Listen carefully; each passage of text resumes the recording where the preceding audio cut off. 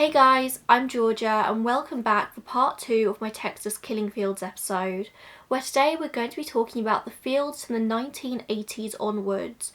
More victims, more suspects, more theories. If you haven't watched part 1 from last week, then I advise you go and do that before you continue with this one, just so you actually understand what I'm talking about. In part 1, I delve into where the killing fields are located, the history behind them, and the murders throughout the 1970s. And as with last week's episode, this is also going to be a fundraiser for Texas Equisearch, and very soon in this video we'll talk about the relation that non-profit has to this case. No pressure to donate as always, but if you can spare a few pennies, it'd be very much appreciated. And with that, let's jump straight into the episode.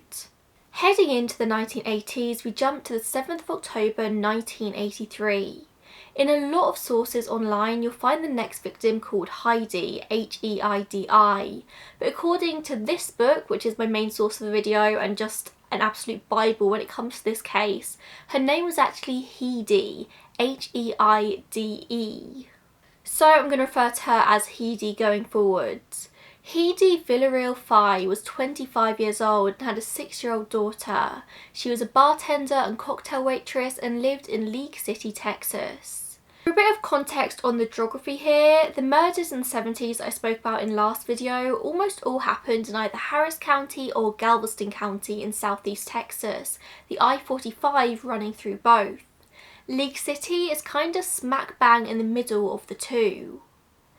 Heidi's sister said, Heidi never met an enemy, everyone was her friend, she was a carefree sort of girl, she loved to laugh. On the evening she disappeared, Heidi told her father, who she was living with at the time, that she was going to hitchhike into Houston to meet her boyfriend. And then she vanished. Her family quickly realised that she was gone and started searching, visiting all the places Heidi was known to frequent. They headed to a convenience store that they knew she visited often, and the clerk said that they recalled her coming in that night using a payphone to call somebody. Her body would sadly be found 6 months later on the 4th of April 1984 when a dog emerged from a wooded area off of Calder Drive, a small road off of the I-45, carrying a human skull in its mouth. Investigators soon found Heidi's body as if posed behind a tree, her clothes and a necklace found nearby in a haunting callback to the murders of the 70s. The coroner struggled to determine a cause of death for Heidi, but broken ribs suggested that she may have been beaten to death. As you might remember from part 1 of this video, that involved a lot of teenage girls going missing throughout the 1970s, and in each case investigators would write them off at first as just runaways. In the case of Colette Wilson, they even told that her parents shouldn't be worried because Colette was probably just off doing drugs. Heidi's case was also not taken seriously, and she was a 25-year-old woman. One investigator said, well, what did she expect? Because she was a cocktail waitress, of course she was going to end up dead. Not long after Heidi went missing, on the 26th of October 1983, 14-year-old Sandra K. Rambo would disappear from her home in Santa Fe, Texas. Her case has baffled authorities for decades now. According to the Charlie Project, the door to her house was found wide open and biscuits were baking in the oven. Her bag and coat were found inside, and when her family arrived home to no sign of her, they just assumed that she might have popped out to go to the shop. Only Sandra didn't arrive home. The next morning her family reported her as missing, but once again, law enforcement thought she was a runaway. Sandra's remains have never been found, meaning that some investigators still think that she may have gone off and started a new life with a new identity, but many more make connections to the other disappearances and murders in this area, the cases we're talking about today. Sandra was just 14 years old at this time, but she would be 53 years old today. When she disappeared, she was 5'5" and 123 pounds. She was a Caucasian female with brown hair and brown eyes and a mole on her right cheek.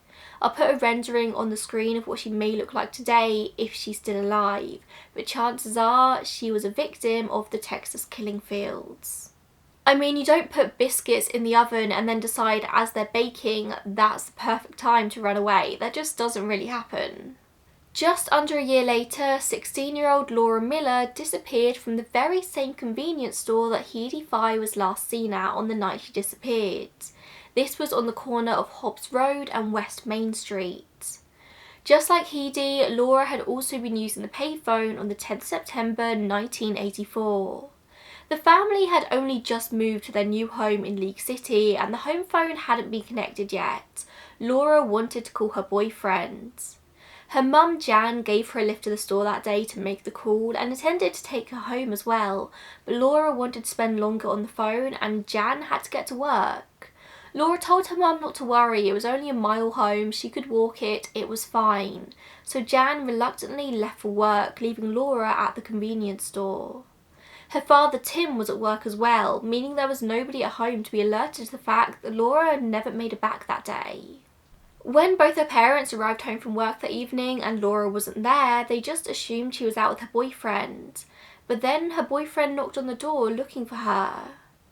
As Laura had a seizure disorder, they assumed that she must have had a seizure somewhere and she must be in a lot of trouble. So they called all of the local hospitals and the police. Guess what the police said? Ran away. Laura's parents knew that that wasn't the case. Laura had her seizure medication to take and she hadn't taken it with her and she was very, very good at taking it. She wouldn't have skipped a dose. That's what enabled her to live a normal life. A couple of years passed and Laura never came home despite her parents' endless searching for her. On February 4th, 1986, the Millers read an article in the Galveston County Daily News about how just the day before, the decomposed body of an unidentified woman had been found in a Calder oil field, just 200 yards away from where Heidi had been found 2 years beforehand. And then, upon a deeper search, investigators had found another body in the same area. The Millers knew there was a good chance that one of the bodies was their daughter, was Laura, and Jan rushed to the police station supplying dental records. Soon Laura's body was identified, but her cause of death remained a mystery as she'd been out there for so long. The Millers finally had an answer as to what happened to their daughter, but as you can guess, they were furious at local law enforcement. The police had never taken them seriously and their daughter's body had been lying in a local oil field this entire time. And this is made even worse by the fact that after the discovery of Heidi, Tim had asked them to search that field properly for more bodies and investigators had declined. Tim asked them if he could search himself and they told him he couldn't, that there was a fence, and turns out there wasn't any fence. He could have gone searching for himself and he probably would have found Laura's body. Of course, this wouldn't have changed Laura's fate, but it could have provided the Millers with answers a lot sooner, and maybe they could have prevented this third yet unidentified body becoming a victim. This Jane Doe, the third body, had been murdered by a gunshot wound in her spine, and she would remain unidentified for many years, the only clue they had as to her identity being a gap between her two front teeth. Like the two other victims found in the field, she was white with shoulder-length brown hair, 5'6" to 5'8", and about 140 pounds. She was thought to be between 22 and 30 years old. Jumping forward a bit in our timeline, 7 years later in 1991, there would be another decomposed body found in the same oil fields off of Calder Drive, found by horse riders. Fitting the MO of the other three women, she was white, between 24 and 34 years old, 5'3" and 130 pounds. She had long brown hair. However, unlike the other three victims found in this field, who had all been found face up, almost as if they'd been posed, this doe, dubbed Janet Doe, was found face down. Her cause of death was ruled to be strangulation, but it was also found that she had been beaten quite severely around the head. Both Jane Doe and Janet Doe remained unidentified until 2019, but authorities have been working on their identifications for many, many years before that. In the Mays of 2016 and 2017, there were new renderings released of the victims based on DNA phenotyping. In April 2018, detectives worked with the FBI to build their family trees, and finally on January 29, 2019, the FBI handed over the results of their work to the League City Police Department. Their names. On Monday the 15th of April 2019, Jane Doe was publicly identified as Audrey Lee Cook from Memphis, Tennessee, born in November 1955, making her around 30 years old at the time of her death. Audrey had moved to Houston with her girlfriend to start a new life, but she regularly stayed in contact with her loved ones back home until she eventually went quiet. Her parents got so concerned with her silence they travelled to Houston to find her, to no avail. It's thought that she could have died anywhere from 6 weeks to 6 months before she was found, which is pretty broad. She might have been involved in cocaine at the time of her disappearance, both using and selling, which could be a clue as to her murderer. Janet Doe was identified as Donna Protom, I hope I'm pronouncing that right, born in April 1957 in Port Arthur, Texas. Donna moved around a lot in the years before her death, running from an abusive relationship, but she lived in Nassau Bay, Texas in 1991. She was last seen in July 91 when she was 34 years old, for her body was found in September. Investigators believe that Donna died about 6 weeks before her death, which does work with the timeline here.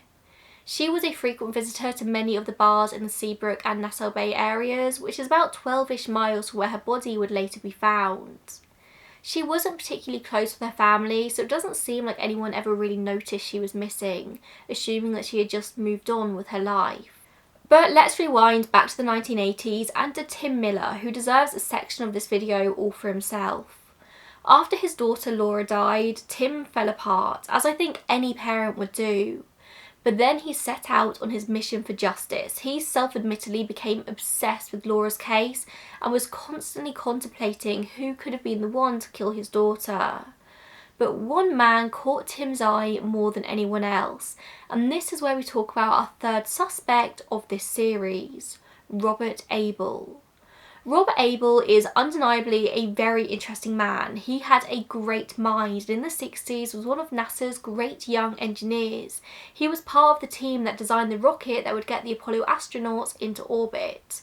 I'm not talking your regular smart, I'm talking a smart guy.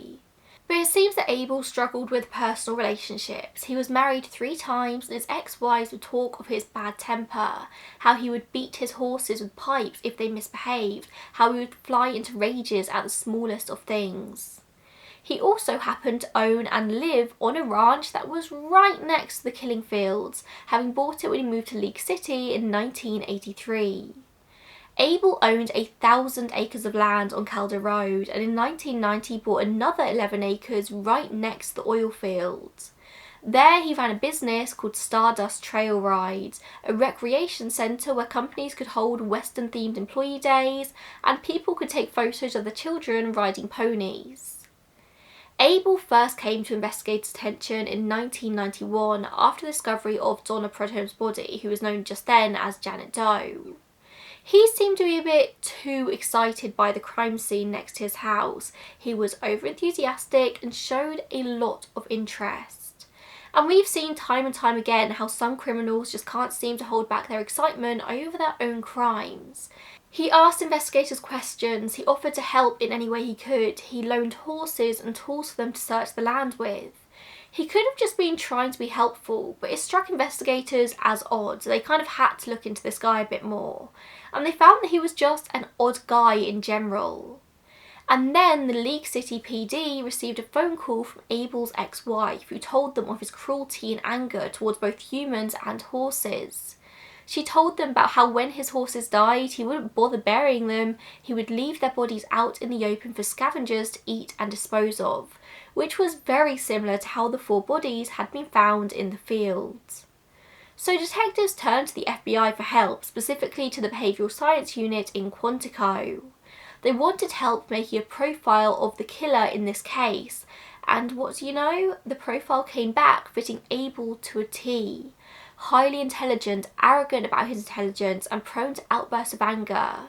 He would have a history of bad relationships with women and cruelty to animals. He might live near to the crime scene and would closely follow news coverage of the killings, and if the opportunity presented itself, try and get involved with the investigation under the guise of trying to help. The coincidence was too much, and investigators used this profile to get a search warrant for Abell's property. They searched for 12 hours, they took his guns, a gold tooth, newspaper clippings he collected about the killings, his collection of amateur photography, and even took the cords from his window blinds. There was no proof at this point that any of this was connected, they just took it all to test, just in case. and testing provided no answers. The gold tooth was Abel's own, and nothing else there linked him to the murders. There wasn't much more the police could do, although he did remain their #1 suspect. But Tim Miller was convinced that Abel was the one responsible for his daughter's death. Tim told J. Oliver Conroy for The Guardian, "I made Robert's life pretty miserable, to say the least. I would go by his house so much it was nuts, 2-3 times a day." He said he would park his car outside Abel's house, watching him for hours on end, to the point that Abel ended up getting a restraining order. So Tim would park his car a few feet further away instead, just over the property line. I'm not condoning his behaviour, but Tim was grieving for his daughter. He wanted answers. If Abel wasn't responsible for her death, then I feel sorry for him. If he was responsible, then he deserved it. One night in 1994, Tim was waiting outside Abel's house when Abel shouted at him, "All those girls were whores anyway." In a moment of blind rage, Tim gets out of his car and holds the barrel of his gun to Abel's head, demanding that he confess to being the serial killer.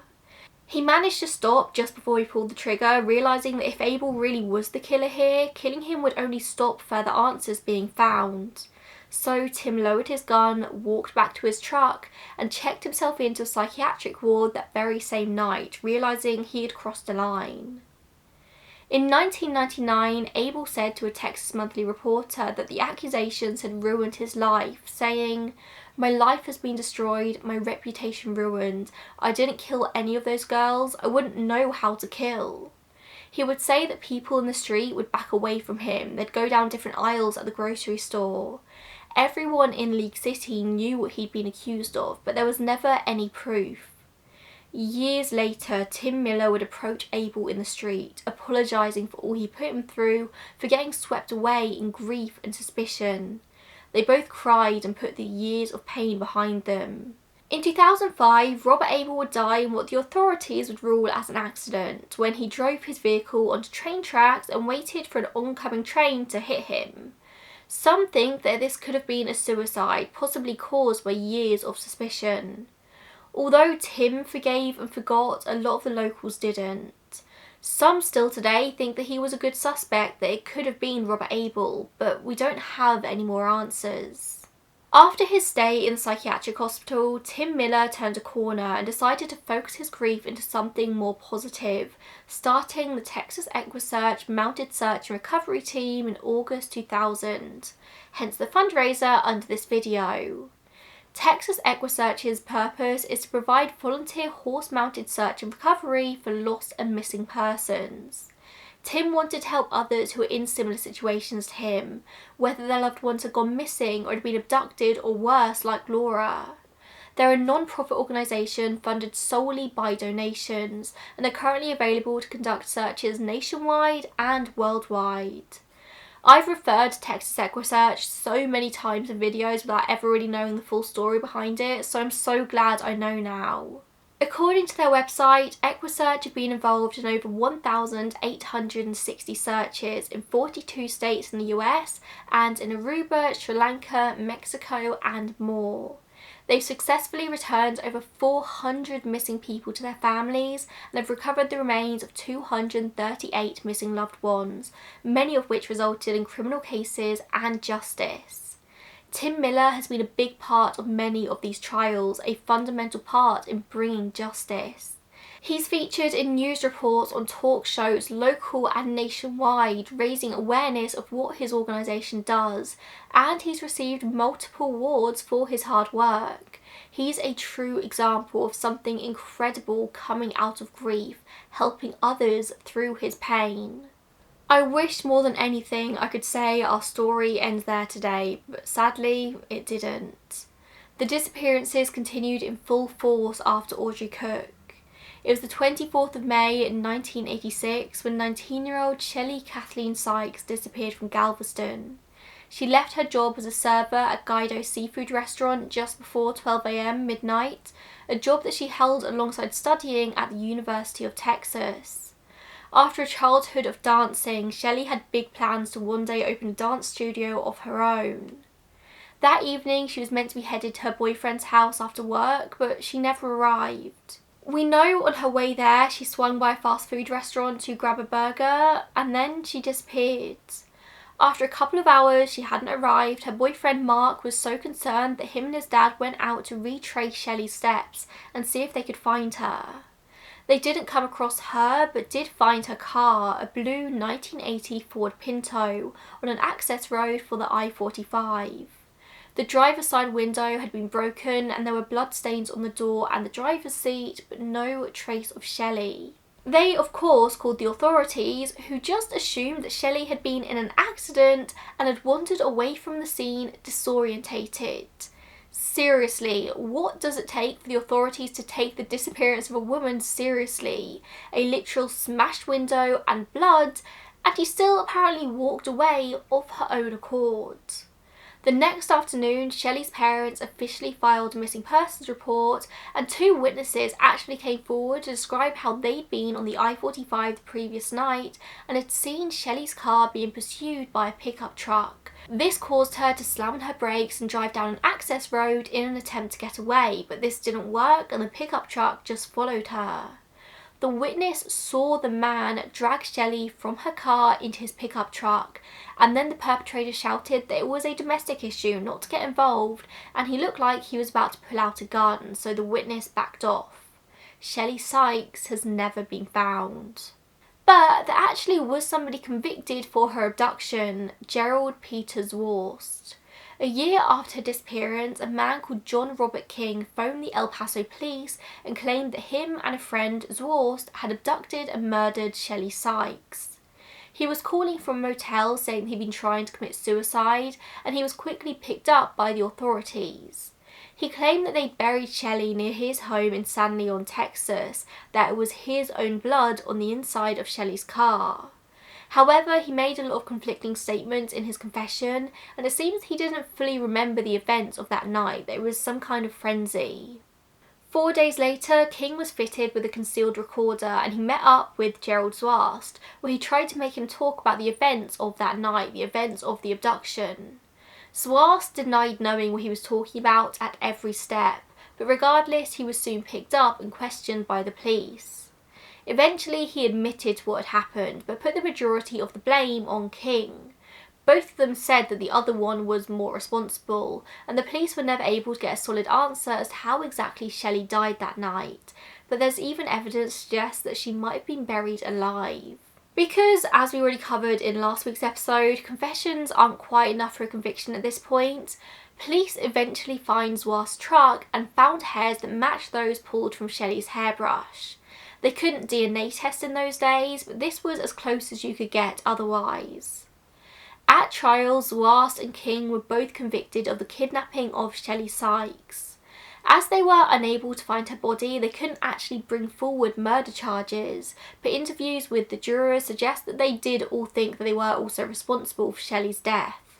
I mean, that does make sense, doesn't it? Once in prison, the DA tried to make a deal with Walst, offering him immunity to a murder charge if he led them to Shelly's body.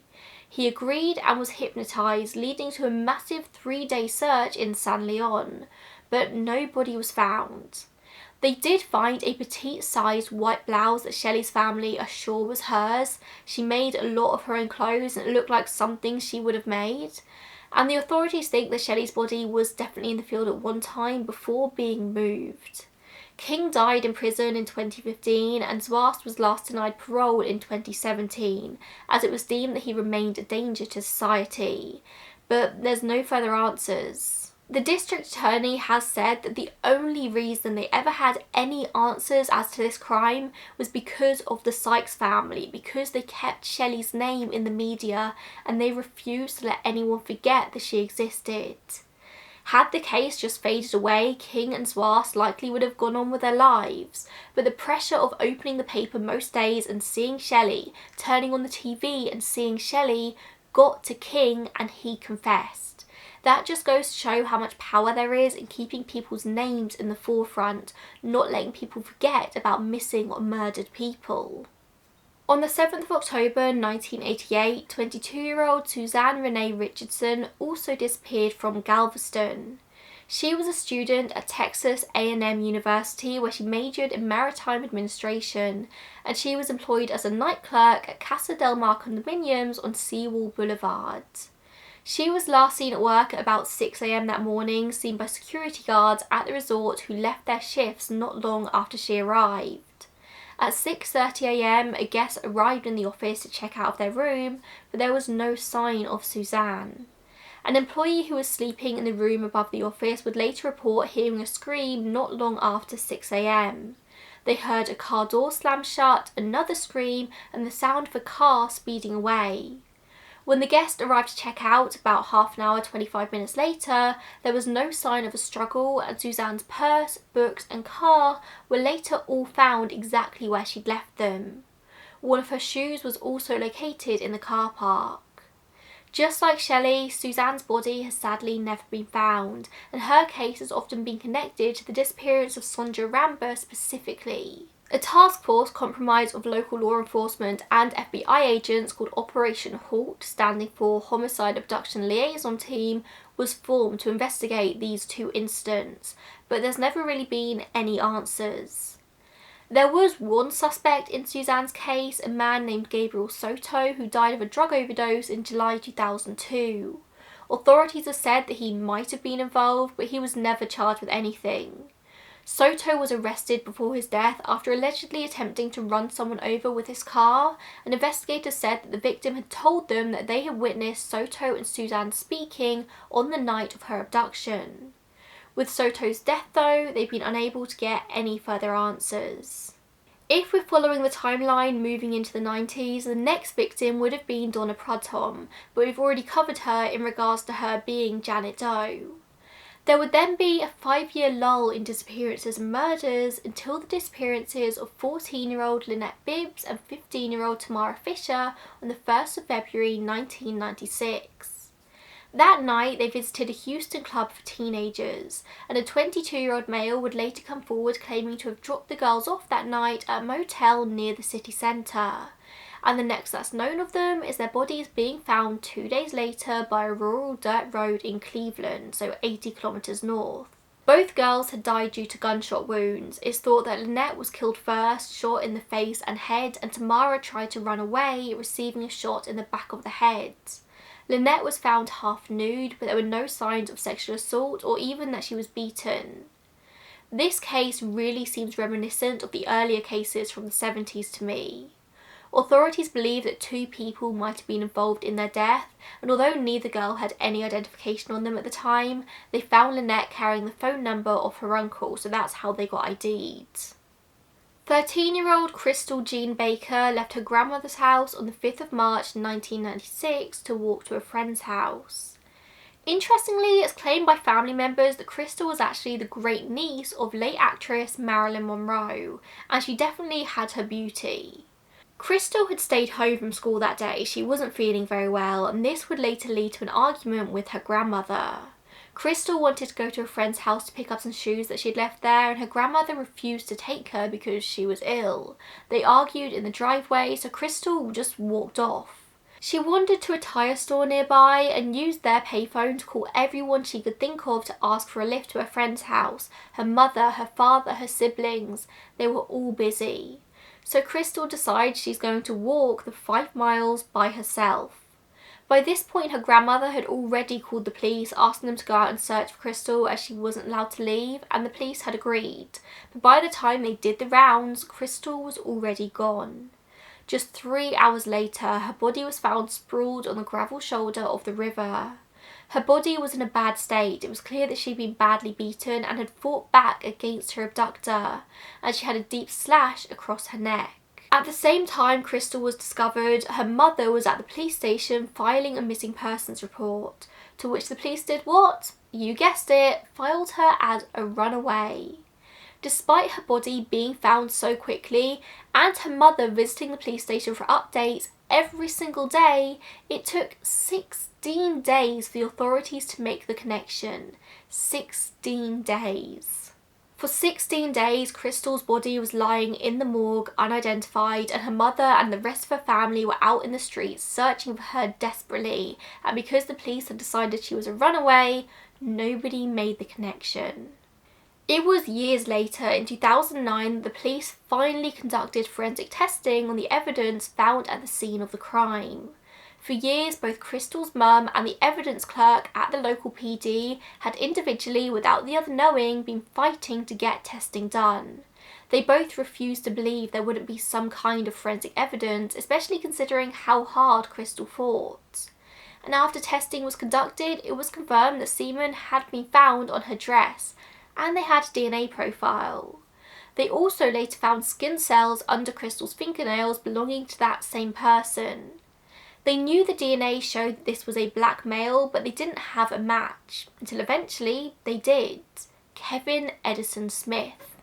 In January 2010, Smith had been pulled over in a traffic stop in Louisiana, and the police found large amounts of prescription drugs in his car. Louisiana requires DNA collection in all felony arrests, and so the match was made. Smith later agreed to confess to the murder in exchange for the death penalty being taken off the table, and the DA agreed. That was in their best interest anyway, because they had reason to believe that Smith was guilty of other crimes, and if he was dead, they wouldn't be able to get answers on those either. Smith admitted that he got Crystal into his car, likely against her will, although he has denied that, and said that he strangled her with his hands at first before admitting that he used a ligature to kill her. In 2012, Smith was found guilty, receiving an automatic life sentence. Could Smith be guilty of some of the other murders that we've mentioned in this video? On January 13th, 1996, 9-year-old Amber Hagerman vanished whilst riding her bicycle with her younger brother Ricky in a car park of an abandoned grocery store. Ricky decided to head back home, but before Amber could follow, a man driving a black pickup truck snatched her and pulled her inside a van, as witnessed by an elderly man in his garden. 4 days later, Amber's body was found near a creek about 4 miles away from where she'd been taken, in this incredibly secluded area. It was the kind of place you had to know about to be able to find. The suspect was a white or Hispanic male in his 20s or 30s. He was under 6 foot with dark hair. I could do a whole video about Amber's case alone, because this is actually the reason for the Amber Alert, a system to alert people when a child is kidnapped that's now in place in all 50 US states, the District of Columbia, Puerto Rico, and 33 more countries. Countless numbers of children have been saved because of the Amber Alert. Just over a year later, 12-year-old Laura Smither disappeared from her home in Friendswood. Laura was a talented ballerina, she was a gifted and talented student, and she was a Girl Scout. You know, there are some kids that you're just like, yeah, you're going to go on to do really great things with your life. That was the kind of kid that Laura was. Laura loved ballet with all of her heart, and she did everything she could to improve her skills, and she'd recently decided that she wanted to become more physically fit to help with her dancing. On the morning of the 3rd of April 1997, Laura came down and asked her mum if she could go for a run before breakfast. Her mum wasn't sure, but Laura promised that she'd be back before the pancakes were ready. 20 minutes, that's all it was. But as you can guess, Laura never came home. As soon as she wasn't back in time, her parents immediately started to worry. Laura was reliable. If she could be, she would always be home on time. So they immediately got out searching, and then they called 911.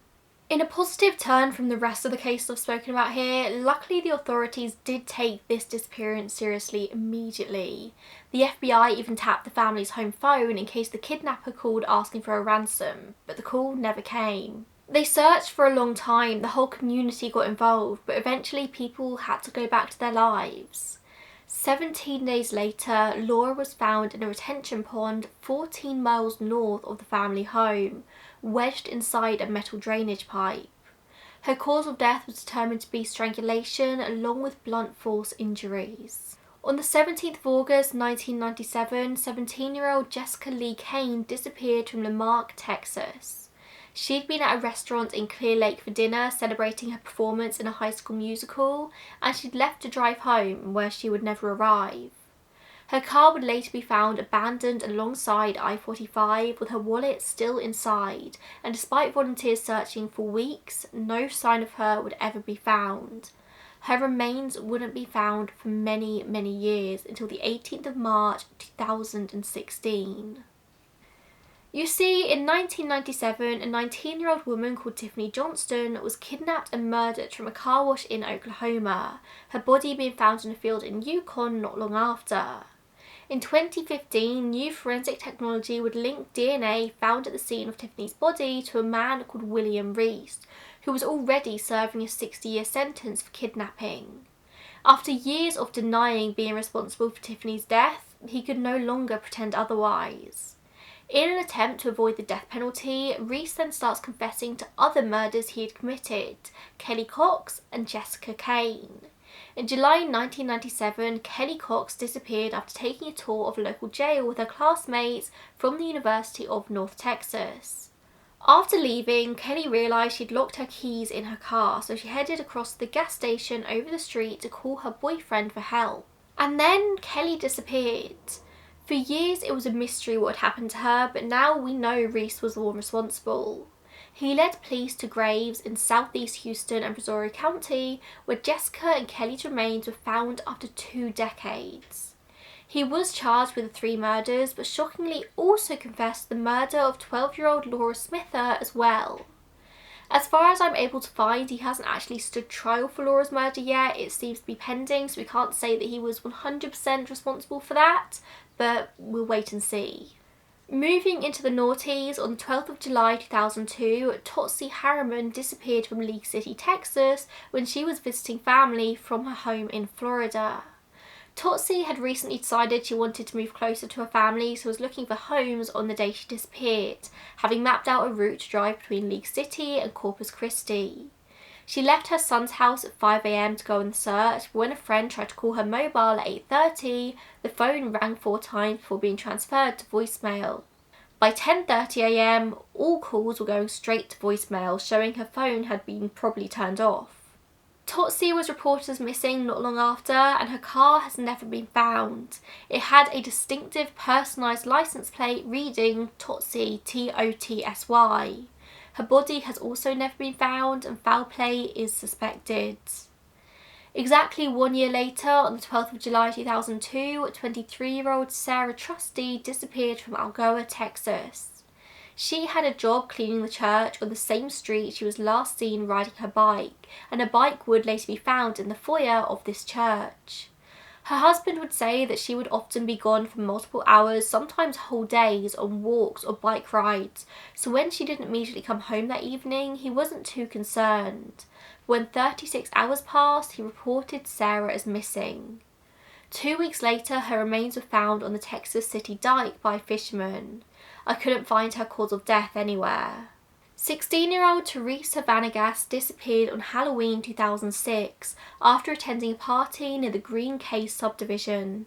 She was last seen around 11 p.m. but never arrived home. Her body was discovered 3 days later in a field across from Dickinson High School. She'd been strangled, raped, and her hair had been cut off. The Dickinson police have interviewed at least 45 people over the last 15 years. They've got DNA evidence, but there's just not enough to nail down any particular suspect. Teresa's family refused to give up. They need closure, and I'm sure with DNA evidence we will eventually get an answer in this case. Which brings us to our very last Texas killing fields victim, 27-year-old Amanda Kellum. Her body was found in a marshy area near water in Omega Bay by 2 fishermen on the 10th of November 2006, so just a number of days after Teresa. She may have been stabbed and she may have been strangled as well. Although Amanda is the last name on my list, as I said at the beginning of part 1 of this, you will find other lists with more or less names on them. This case is very subjective. As you can see, these are clearly not all the result of one killer, but instead it's a bit of an epidemic of serial killings within this particular area. If what I read on the internet is to be believed, for decades teenage girls and young women living in this area have been warned to be careful whilst travelling on and around the I-45. So a lot of people think that this isn't over, this is still a very risky area. I had quite a lot of people commenting on part 1 of this video saying that you live in the area and telling me your experiences. If you haven't commented yet, then please let me know if you live in the area, what's your experience with this? Is this a story that's told often? Are you told to be careful? Are you aware of this? Is it still risky? Do you feel it's a dangerous area? Let me know. To round this video up, I just want to talk about a couple more potential suspects, starting with a man called Clyde Hedrick. In July 1984, a woman called Ellen Ray Simpson Beeson was murdered and found beneath garbage on a dirt road in Galveston. She was last seen alive in a Texas City nightclub. It took many years to get justice for Ellen, but in 2014, Clyde Hedrick was found guilty of involuntary manslaughter. Hedrick was questioned at the time, but he told the authorities that Ellen had simply drowned whilst they went swimming together after leaving the nightclub, and that was kind of it. He was left alone.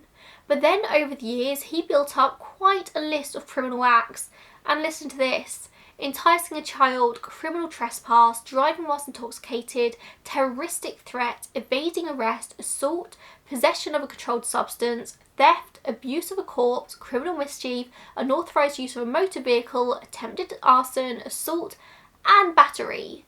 That's a lot of things on your list. That all comes from a court document about Hedrick and his crimes, and that same document also listed that he was a possible suspect in the murders of Laura Miller and Heidi Fye, but no charges were ever brought against him for these, nor was it ever brought up in testimony at the trial. But how did they get Hedrick for Ellen's death after all those years? At first, back in the 80s, investigators ruled Ellen's death as undetermined. It was pretty hard to get a conviction for murder if you didn't know for sure that she was murdered. Hedrick was convicted of abuse of a corpse at that time, saying that Ellen had drowned whilst they were swimming, and he panicked and discarded her body underneath a couch on the Galveston Causeway. However, years later, her body was exhumed, and new forensic evidence showed that Ellen actually died from a blow to the back of the head. So, Hedrick was convicted to 20 years in prison for the crime. This was when he was aged 60 in 2014, but he was actually released after just 8 years in October of last year. Tim Miller has said that Hedrick is a very possible suspect in his daughter's case, but of course there's nothing solid to pin on him. Tim has said Clyde Hedrick is considered a threat to public safety, and we are asking everyone to be on the lookout if anyone sees him out of the halfway house. A very dodgy guy for sure, but is there any actual evidence? No. Our final suspect though, we have a bit more to explore. Mark Roland Stallings' name first became attached to the killing fields in 2001, when he realised he was going to be stuck in prison for a very long time on an aggravated kidnapping charge amongst other things, and he needed somewhat of a get out of jail free card. Stallings writes a letter to the police claiming that he had murdered women in both Fort Bend and Galveston County, planning that investigators would take him out on site to help with the investigation and then he could escape, but obviously it never worked out that way. One of the women he claimed responsibility for was Donna Protom. He described how he picked her up near Interstate 610, describing how she was wasted. He took her to a motel, did some drugs, and then he killed her, choking her with a seatbelt. He took her body to the Calder oil fields, dumping her body there, allegedly not knowing about the 3 victims who had been found there years earlier. But why there? Well, it turns out that Stallings used to work on this land as a ranch hand, working for none other than Robert Abell. Stallings has claimed that he was drawn to Abell because they both had this dark side, but Abell would say that Stallings was just an employee, one he actually ended up firing because he was simply bad at his job, too stupid to take instruction, with Abell saying he was too dumb to even string fences. Whatever the reason, it certainly seems that Stallings grew a deep hatred for Robert Abell. He said that when he dumped Donna on Abell's land in full view, that was on purpose. He wanted Abell to be blamed for the crime, and if that's what he intended, we know he succeeded, kinda. Stallings never took responsibility for all the Killingfields murders, and although he was never even convicted for the murder of Donna Protom, when Kathryn Casey spoke to investigators for her book, they said it was very likely that he was the one responsible. His story matched up with the evidence they had. But they couldn't convict him on confession alone, they needed evidence. He's also a very strong suspect in the murder of Audrey Cook, as well as 2 unrelated murders in Fort Bend. Although Stallings doesn't have a conviction, he remains in prison, so at least he can't hurt anyone else. So there you go, the Texas Killingfields. This is a story with so many angles, so many things to consider. Why is this area so popular for serial killers? Why do so many girls go missing here and meet such grisly ends? Although a few of our cases here do have convictions, there are so many more which don't.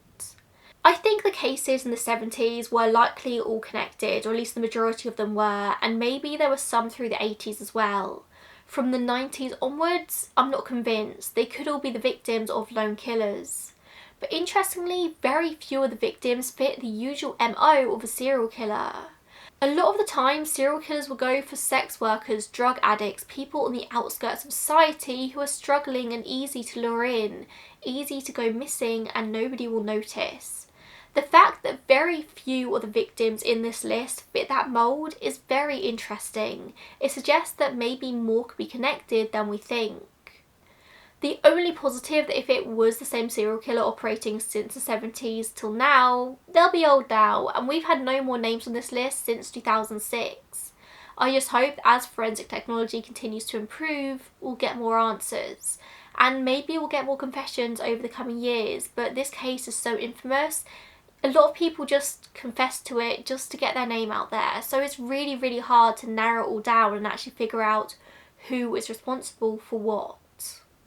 Thank you for watching. Thank you so much for sticking with me through 2 whole episodes of this, and if you can spare any money, then please do donate to Texas Egg Research. I will be donating a big portion of the profits of this video towards it as well, so hopefully we can do a bit of good and raise some money to help.